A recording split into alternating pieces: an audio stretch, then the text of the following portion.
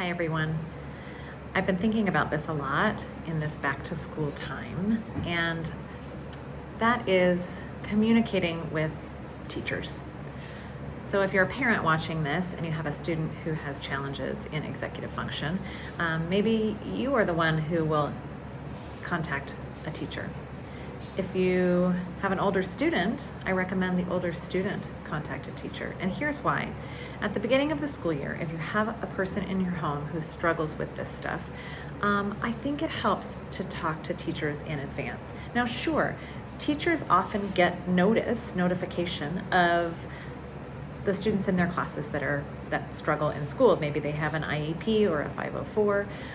They get the notice of that. However, sometimes when you're a teacher, you have a whole bunch of students in your class, each class that are struggling.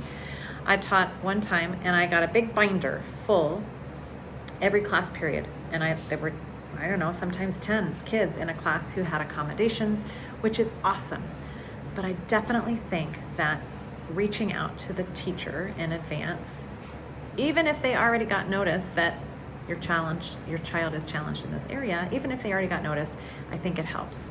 And here's what I would recommend. So thing number one is, did you know that in Gmail you can create templates? And these templates are super helpful, especially if you're in high school or middle school, to send the exact same email to all of your teachers. You would change the name of the teacher, of course, but then you don't have to type it all those times. So let me know if you want to know how to do that, or just Google it, templates in Gmail. And then the other thing is, how do I write an email to a teacher? Now, adults typically know how to do this at this point, but sometimes students are not quite sure what's the etiquette around it. And so I like to talk about several things. In the subject line, maybe a 2 to 5 word summary. Reaching out at the beginning of the semester, or hello from Carrie.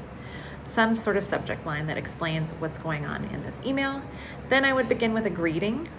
Hello, hope your summer was well. Summer was good.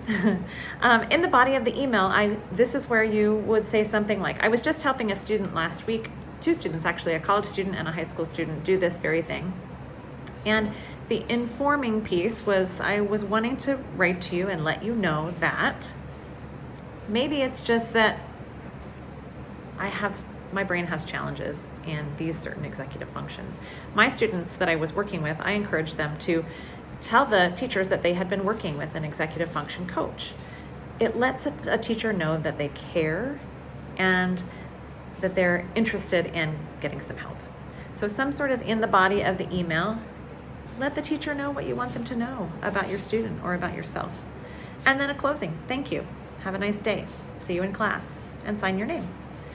This is a super simple format, but I like the idea of talking to a teacher. Now, some of you I know have started school already, and some of you have not, but if you haven't, do this.